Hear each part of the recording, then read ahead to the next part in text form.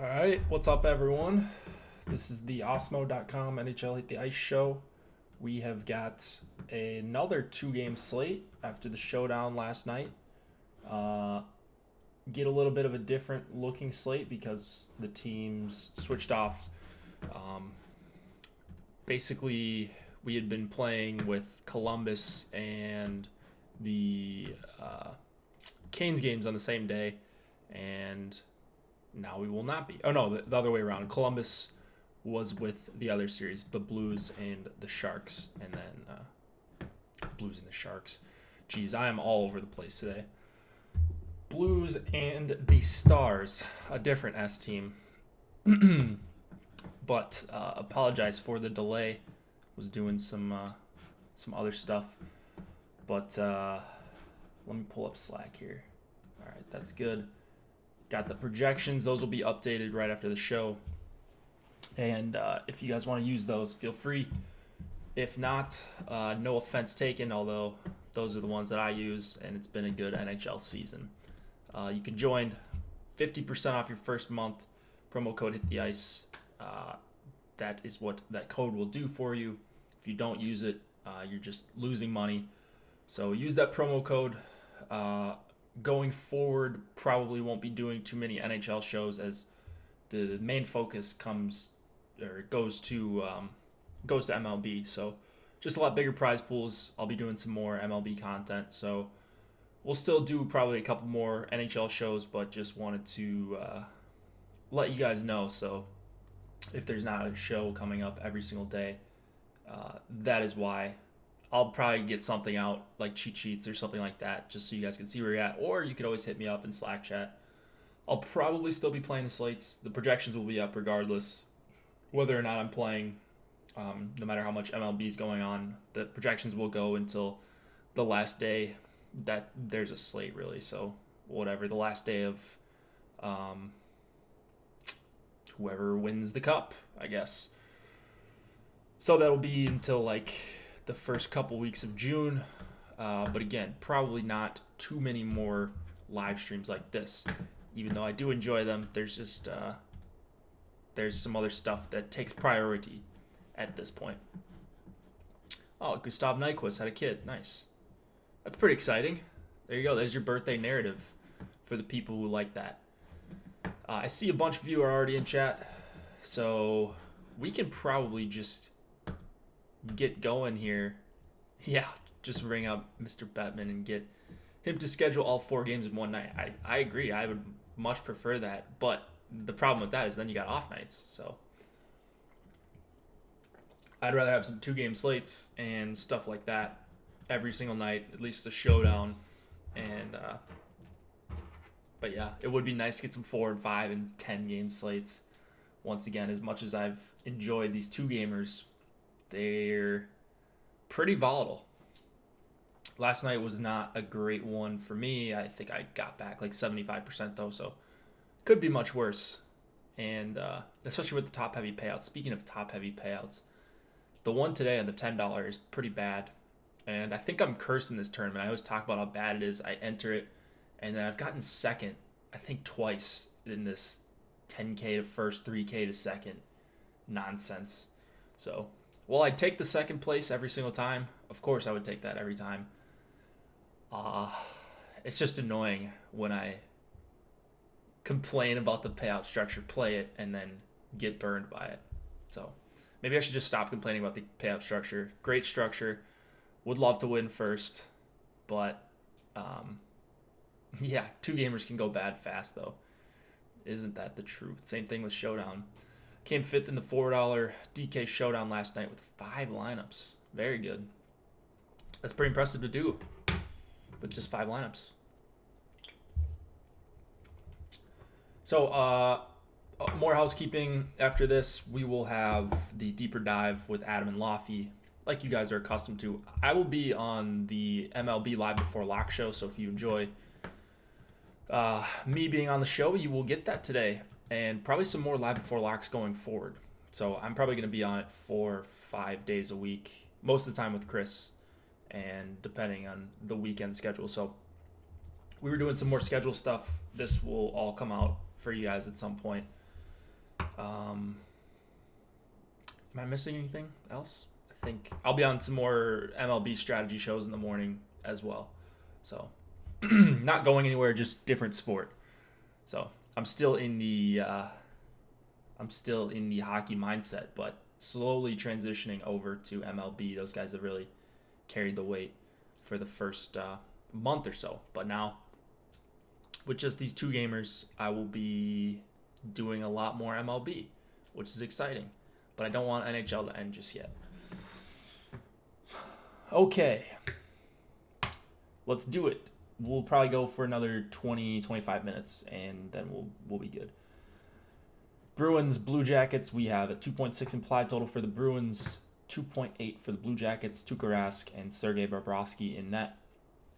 Bergeron line back with Heinen. Pasternak only skated a couple minutes with this line in the OT loss. That was on Saturday, 3 days ago. So these two teams have had a lengthy break since their Game 2 series is tied. Let's see, what else do we have in this game? Columbus, it looks like they've switched up their lines. I read an article, and these lines aren't confirmed, but it's really the best guess we have. I read an article today saying that Tortorella is not going to discuss his lineup. I have no idea. So your guess is as good as mine. I think this is a pretty good guess. So this is what Daily Faceoff has. I think this is a pretty good guess on lines, honestly. Will it be that way? I no idea. Not a clue at all. But this is what I'm going off of, if that helps. I also don't really have the luxury of doing 120 plus lineups while I'm on MLB Live before lock, trying to talk about MLB and upload my lineups for that. So, yeah, this is what I'm going off of. I'm, again, not playing a ton of Columbus, and when I am, it's going to be a lot of two-mans and one-offs, like Josh Anderson. I like him a lot as a one-off.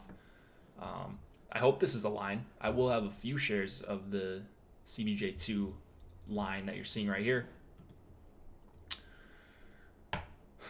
I made 177 NHL lines about 20 minutes after you posted your projections. Very nice.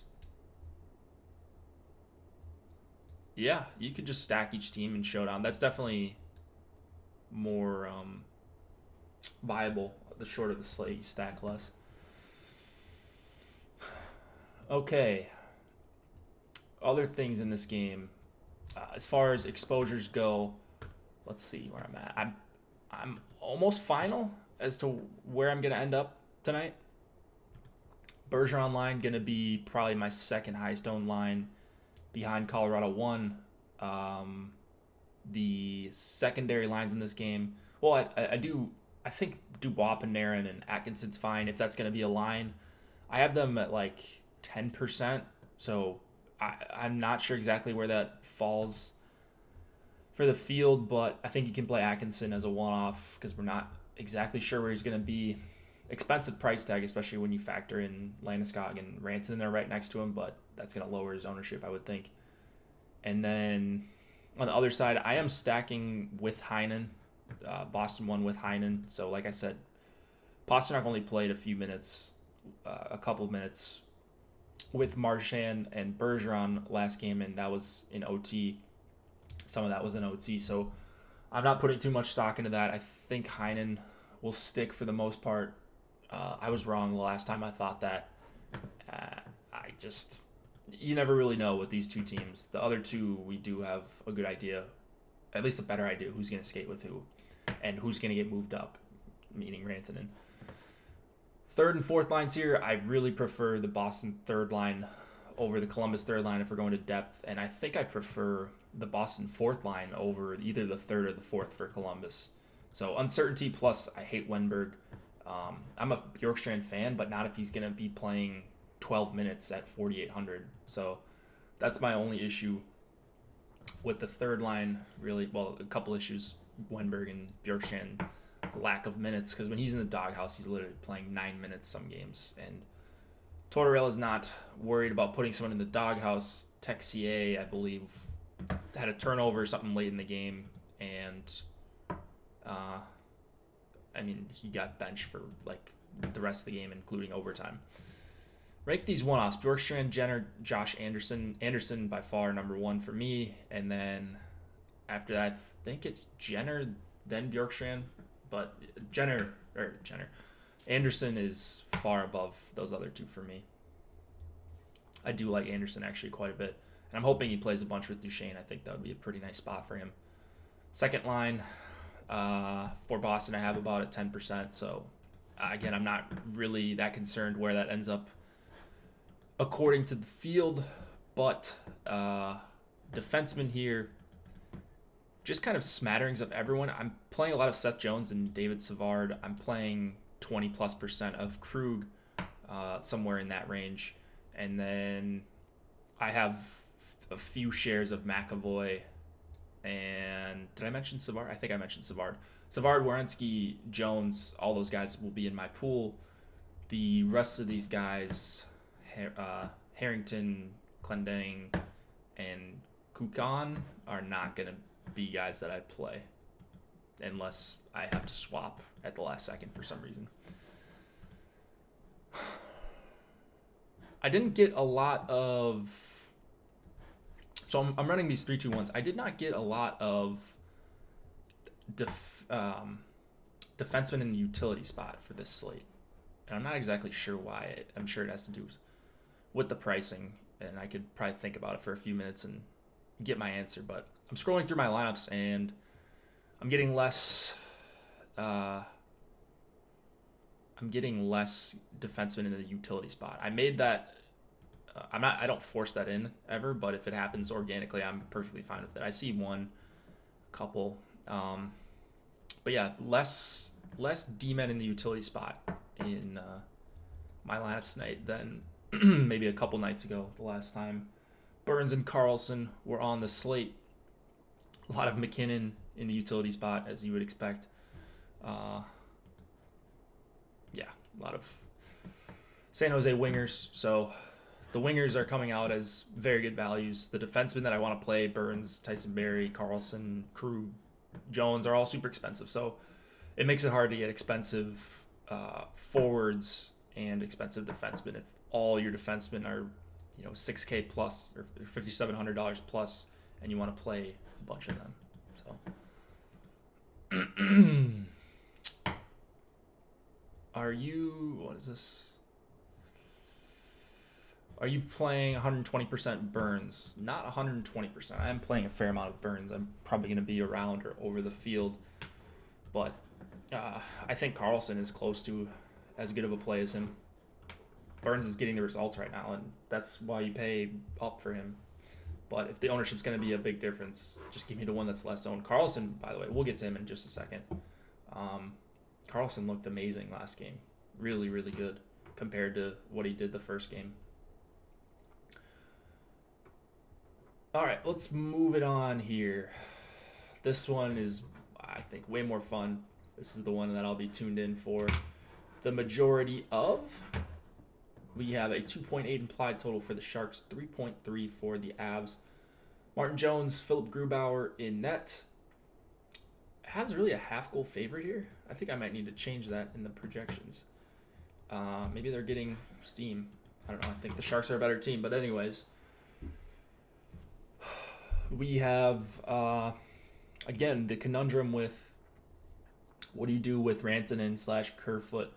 For me, I'm running a small percentage of my lineups with Kerfoot having the availability to be on line one.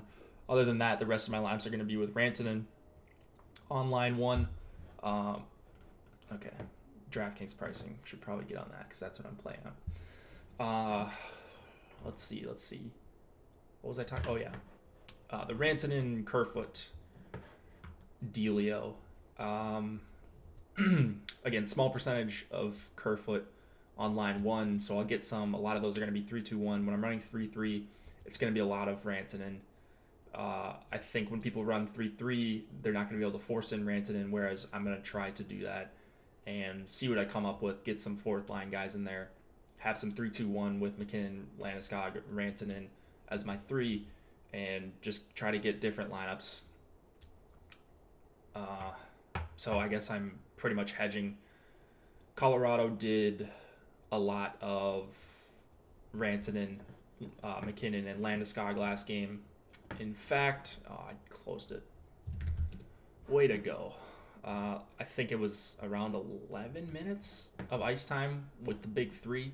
So Kerfoot got off that line pretty quick, if I remember correctly. Let's see. Let's make sure I'm telling the truth here. Avalanche forward lines. Yep. They led the Avs in ice time 11:22 for the big three. They played really well. They played high event, as you would expect. 5-0 high danger chances. That's really good. 10-5 scoring chances. They are really good. This just in. Yeah, Tyson Jost was popping in your projections. Do you like him at all? Not really. Sometimes there will be guys like that grade out decently well. I think if you're going to a near mid-salary guy, I think I'd rather go to Andrew Ghetto. So, Yo's kind of a low event guy, but on a per minute basis, he's okay. I think Andrew Ghetto, I'd probably just go to him at 2,500 to try to fit in a Burns. There's also other options around that price range. Akiari was the guy I'm getting to a little bit. Akiari. I keep saying his name wrong. Achari. So, in this game, McKinnon's going to be my highest owned guy. Right behind him is going to be Burns. Right behind him is probably going to be Tyson Barrie. And right behind him is probably going to be Carlson. So a ton of exposure to this game. I am allowing a skater against my goalie, one skater in some of my lineups. Some of them I'm not, just depending on the type of build I want to do. So 3-2-1s, I'll do some goalie or some wings and D against my goalie because it's a 2-game slate. I think you can have some negative correlation in your lineups. I think that's okay. I'm not playing a ton of Soderberg Wilson. I really want to try to get creative with my McKinnon, Landeskog, Rantanen lineups, or 2 out of the 3 of those guys. Plus Tyson Barrie. Barrie, just so aggressive lately. He looks like he wants to shoot every single time, which is exactly what you want. His price went down. I don't understand that. It's going to be a high event game. I would think he's going to play a lot with McKinnon, Landeskog, and Rantanen / Kerfoot. He's going to play with a bunch of the different D pairings. Tyson Barrie looks as good as anyone, probably not named Brent Burns in the playoffs, or in this series, I should say. So this fits his game. Same thing with Burns. Carlson, same thing with him. So those are my 3 highest owned defensemen tonight. I don't really see how anyone sneaks up there by lock. Krug is the closest after that, but it's a good margin after Carlson. Other lines in this game, San Jose 3, I think, is a really intriguing option. Sorensen's still on second PP. You see PP1 and PP2 get changed around with Burns and Carlson. It doesn't matter. I think you can play Burns and Carlson with any of the top 3 lineups for the Sharks. That's what I'm doing. You can try to correlate or try to figure out who's going to be where, but they switch it up in-game all the time. So they're great plays on their own. You could play them with really whatever line. I mentioned San Jose 3, 2 compared to 1, or 2 compared to 1, I should say. A slight edge to 1 for me tonight. Couture. Timo Meier just grades out incredibly well for me, so I'm surprised to see a C value here from Awesemo's grades. For me, he's an A value. He would be an A value in my projections. If I tiered the top values, he would be right up there. LeBanc would be pretty close, although his price is creeping up a little bit. I usually like to target these third lines better at home. This line has been really solid, though, so I don't mind deploying them or just going LeBanc one-off or LeBanc Sorensen and leaving Thornton out of it. I think that's an okay option. Okay. I think that is about all I have for the main parts of that game. Defensemen outside of the obvious guys, you can go Makar and Gerard. Makar probably the higher upside guy. I'm just not really there for him.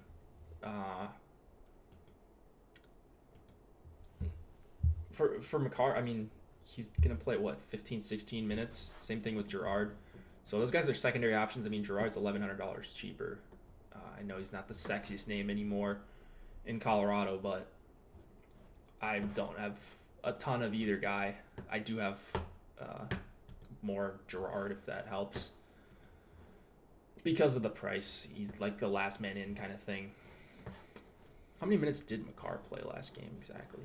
Yeah, 15, not even 15. He is a decent volume shooter. At least he projects to be, so maybe not the worst option, but still 4,200, like, I don't know. I'm just not going to that price range all that much with really any of these guys. Like, I'm paying up or going all the way down to like Gerard or like a Dylan one-off, something like that. Because I really like the expensive players tonight, as a lot of people will on a 2-game slate. No, I don't think you need to stay away from Kane. His projection was down. Yeah, I mean,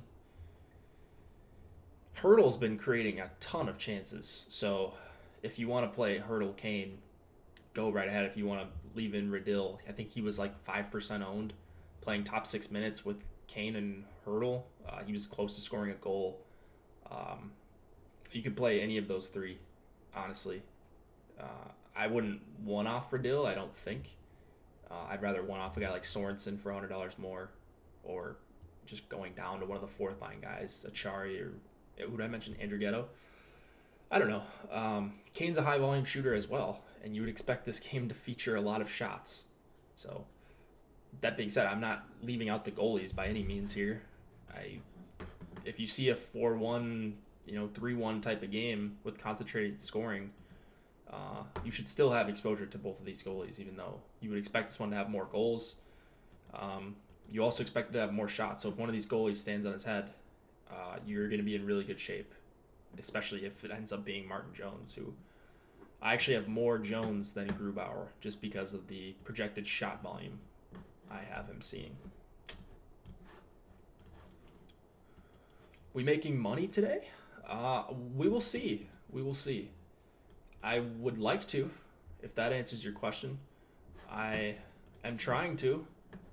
So we'll see. I think I've got a pretty good grasp on the slate. For me to make money, though, I gotta get a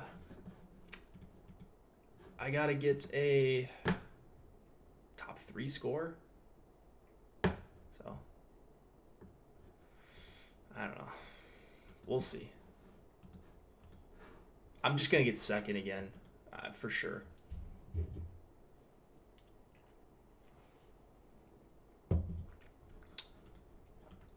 Let's get another Grubauer assist, shall we? Yeah, goalie assist will sway everything on a 2-gamer. Well, on a lot of slates, but especially on a 2-gamer because there's concentrated scoring.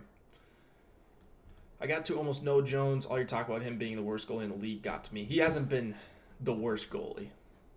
He's been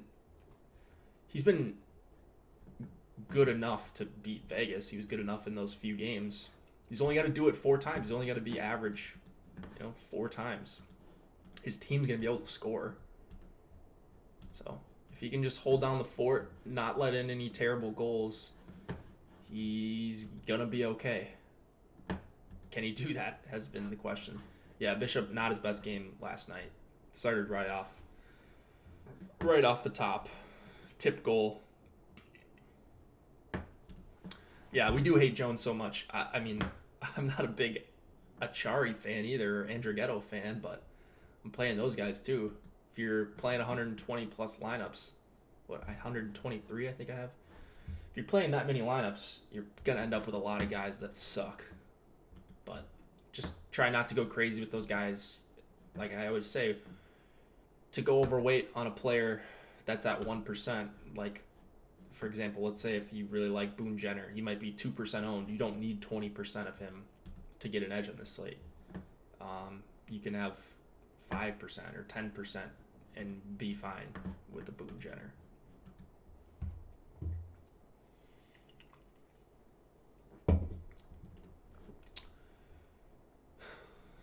Yeah, we'll see. I'm sick of talking about Martin Jones. These DK NHL tourneys have horrible pay down lines. Dude, Bouwmeester was a stud last night, and I got an unhealthy amount of him. He kind of saved me. I think he had like 18 on the showdown, which, I mean, he blocked a ton of shots. He had an assist, so it was a little bit lucky, but yeah, he was just eating rubber all night.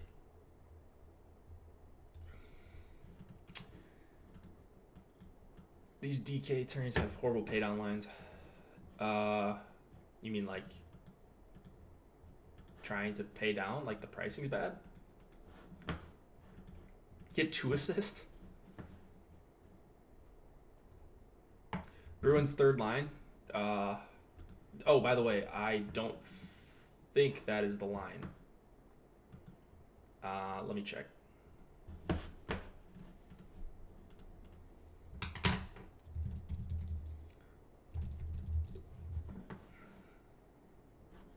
I don't think I mentioned this. Yep. Okay. This is wrong. This is wrong.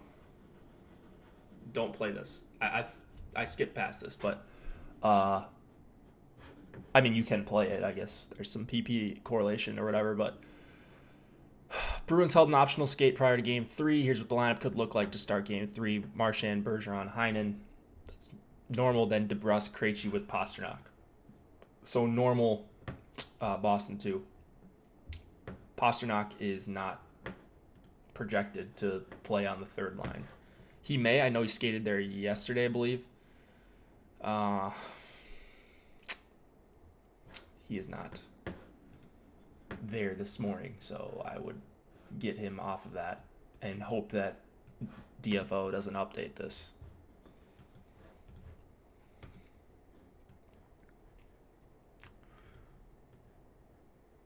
Yeah, I agree, Mike.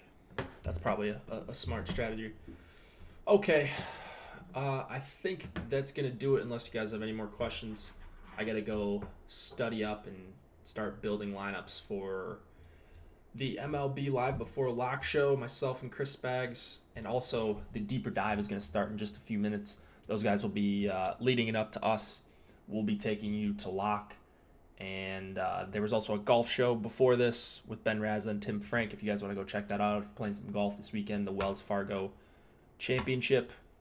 I will be, I will be making some lineups right now. I think I'm good for hockey right now. If you got any questions, hit me up in Slack or DM me or whatever. My DMs are open on Twitter. So if you got some questions, I'd love to help you out if I can. And see you guys soon.